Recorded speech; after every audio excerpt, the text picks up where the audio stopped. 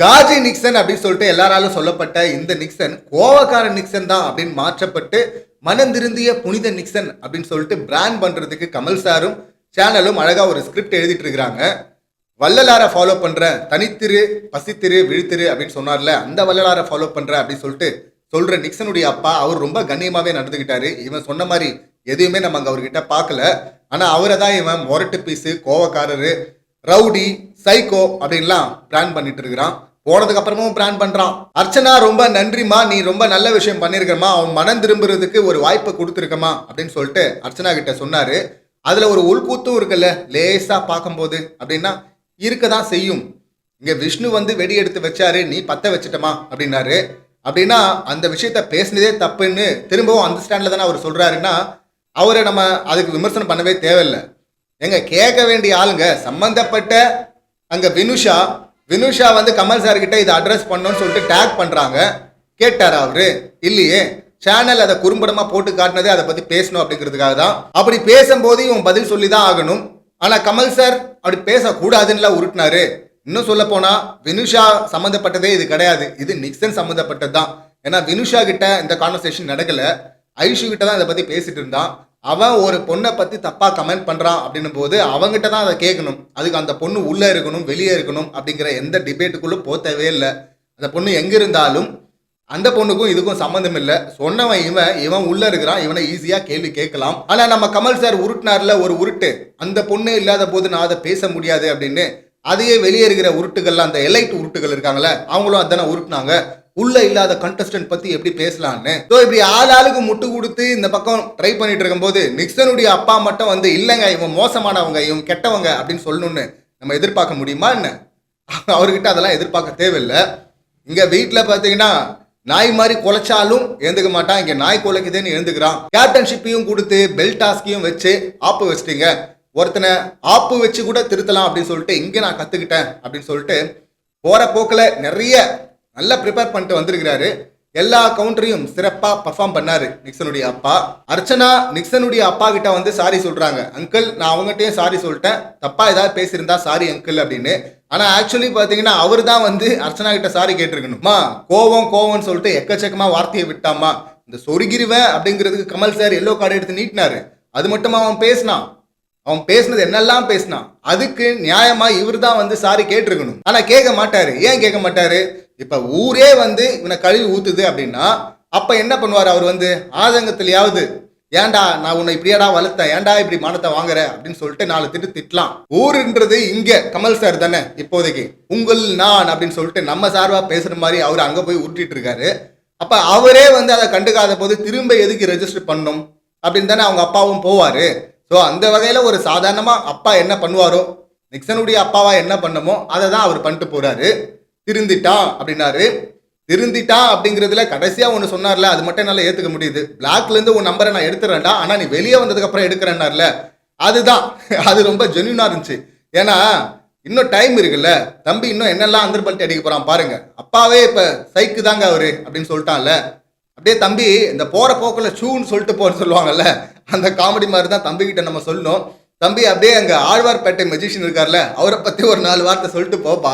நீ சொல்லுவதான் சொல்லக்கூடிய ஆளுன்னு எங்களுக்கு தெரியும், ஆனா அவருக்கு தெரியாதுல்ல, வந்து முட்டு கொடுக்குறாருல. உனக்கு யாரெல்லாம் முட்டு கொடுத்துருக்காங்களோ, யாரெல்லாம் உன்னை காப்பாற்றணும்னு நினைச்சிருக்காங்களோ அவங்கள தான் நீ முதுகுல குத்திருக்கிற. அந்த வகையில அவரையும் சிறப்பா குத்துவன்னு நினைக்கிறேன். இதுல மாயா வந்து மற்ற ஃபேமிலிய குறை சொல்றாங்க, விஷ்ணு ஃபேமிலில இருந்து வரவங்க முறைச்சிட்டே இருந்தாங்கன்னு.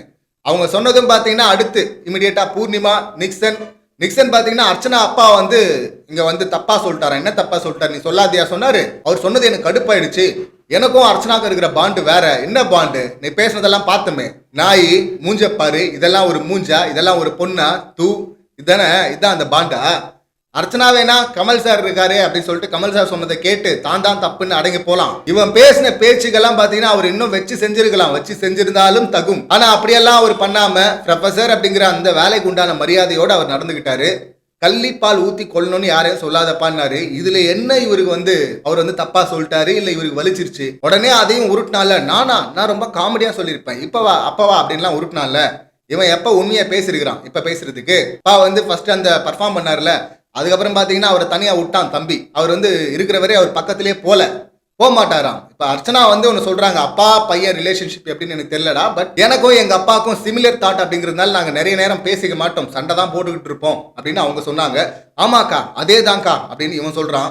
அப்படின்னா என்ன சொல்றான், இவனுடைய மென்டாலிட்டியில தான் அவங்க அப்பாவும் இருக்கிறாரு அப்படின்னு சொல்லிட்டு இவன் சொல்றான். அவங்க அப்பா பார்த்தா டோட்டலா நமக்கு அப்படி தோணவே இல்லை, அவர் வேற மாதிரி இருக்கிறாரு.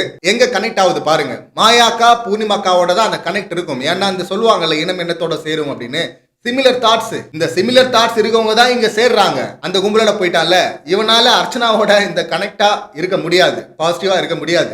அவருக்கு வந்து நெகட்டிவ் தான் எப்பவுமே இருக்கும். அதனால அவர் அங்க போயிடுவாரு. மாயா யாரையாவது பிராண்ட் பண்ணுவாங்க, உடனே இவங்க எல்லாம் ஆமோதிப்பாங்க, அதானே நடக்கும்.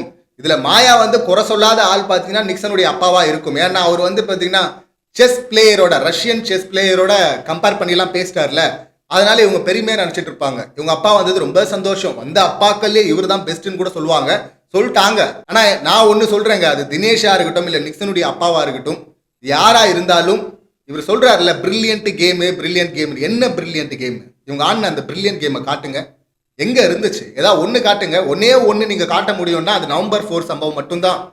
வயசா யூஸ் பண்ணோம் அப்படின்னு சொல்லிட்டு இந்த ஃபேக் அலிகேஷனை வச்சு ரெட் கார்டு கொடுக்க வச்சது. வேற என்ன வயசா பண்ணாங்க? இவங்க இருக்கணும்னு நினைக்கிறவங்க வெளியே போயிடுவாங்க, இவங்க வெளியே போகணும்னு நினைக்கிறவங்க உள்ள இருப்பாங்க, அவங்க ஸ்கோர் ஏறிட்டே இருக்கு. அப்புறம் எங்க இவங்க சக்சஸ்ஃபுல்லா கேம் ஆடினாங்க, பிரில்லியண்டா விளையாடினாங்க? தினேஷ் இதே தான் வேற மாதிரி சொல்லியிருந்தாரு. ஒரு மிராக்கலா ஒன்று பண்ணிட்டாங்க, ஒரு கூட்டத்தை திரட்டி அவங்கள வந்து இவங்க வழிக்கு கொண்டு வந்து இவங்க சொல்றத கேட்க வச்சு இப்படி உரிமை குரலை தூக்கி ஒருத்த மேல அலிகேஷனை வச்சு அதை நம்ப வச்சு அவனை வெளியே அனுப்புறது சாதாரண விஷயமா அப்படின்லாம் சொன்னார்ல, அதை மிராக்கல்னு சொன்னாலும் சரி, இல்லை அது சூப்பர் கேம்னு சொன்னாலும் சரி, அது நிக்சன் அப்பாவா இருக்கட்டும், தினேஷா இருக்கட்டும், இல்ல கமல் சாரா இருக்கட்டும், யாரா இருந்தாலும் அதுக்கு முட்டு கொடுக்குறவங்கள, அந்த சம்பவத்துக்கு முட்டு கொடுக்குறவங்கள அது எந்த வகையில கொடுத்தாலும் கேவலமா முட்டு கொடுக்குறாங்க அப்படின்னு தான் சொல்வேன். இதை தாண்டி மாயா வந்து ஒன்னு பிளான் பண்ணி அது கரெக்டா நடந்துச்சுன்னா எப்ப நடக்கும்? ஒரு கூட்டத்தை கூட்டி வச்சிருக்கிறாங்க, இங்க இவங்க நாமினேட் பண்றாங்கல்ல, அந்த நாமினேஷன்ல வேணா அது நடந்திருக்கே தவிர வேற என்ன கேம்ல நடந்திருக்கு? மவுத் பீஸா மாத்தி வச்சிருக்காங்க மத்தவங்கள, ஒரு பெரிய கூட்டத்தை. அப்ப இவங்க யாரை நாமினேட் பண்றாங்களோ பெஸ்ட் ஹோஸ்டுக்கு, அவங்க தான் நாமினேட் ஆவாங்க. இதுல என்ன பெரிய விஷயம்? இது என்ன புது விஷயமா? இதுக்கு முன்னாடி பிக் பாஸ்ல நடந்ததே இல்லையா? எப்பெல்லாம் கூட்டமா விளையாடி இருக்காங்களோ அப்பெல்லாம் அதுதான் நடந்திருக்கு. சீசன் 4லயே இதுக்கு மிகப்பெரிய உதாரணம் அர்ச்சனா இருந்திருக்காங்கல்ல. அப்ப அர்ச்சனாவுக்கு ஒரு நியாயம், இப்ப மாயாவுக்கு ஒரு நியாயமா? எல்லாத்தையுமே அப்படி உருட்டி மாத்திடலாம், மேஜிக் பண்ணலாம் அப்படின்னு சொல்லிட்டு இந்த உருட்டுகள் நினைக்கலாம், உருட்டலாம். ஆனா அப்படி ஒண்ணு நடக்கவே நடக்காது. இதுவரை வரலாறுல அந்த மாதிரி நடந்தது இல்ல, இனி நடக்க போறதும் இல்ல. இந்த ஃப்ரீஸ் டாஸ்க் அப்படிங்கிறது பாத்தீங்கன்னா யார் மேலேயும் எந்த நெகட்டிவிட்டியும் பெருசா எடுத்துட்டு வராது. யாராவது வெளியே இருந்து வந்து சம்பவம் பண்ணாலும் இங்க உள்ள சம்பவம் பண்ணப்படுற அந்த கண்டஸ்டன்ட் மேல லேசா பரிதாபம் தான் வரும். அந்த மாதிரியான ஒரு டாஸ்க் நடக்கும் போதும் வன்மத்தை கொட்டுறாங்க இந்த மாயா, பூர்ணிமா, நிக்சன் அப்படின்னா அப்ப இவங்க எந்த லெவல்ல வன்ம குடோன்களா இருப்பாங்க அப்படி சொல்லிட்டு பாத்துங்க. இந்த உருட்டுகளுக்கு முட்டு கொடுக்குறவங்க எல்லாம் இவங்க எவ்வளவு நாள் உள்ள இருக்கிறாங்களோ அவ்வளவு நாள் இவங்க தான் பதட்டத்தோட இருக்கணும். ஏன்னா அந்த அளவுக்கு அந்தர்பல்ட்டி அடிக்கிறவங்க அவங்க செய்வாங்க, சிறப்பா செய்வாங்க. இந்த சம்பவங்களை நீங்க எப்படி பாக்குறீங்க அப்படிங்கிற கருத்தை பதிவு பண்ணுங்க. மீண்டும் அடுத்த வீடியோல சந்திக்கலாம். நன்றி, வணக்கம்.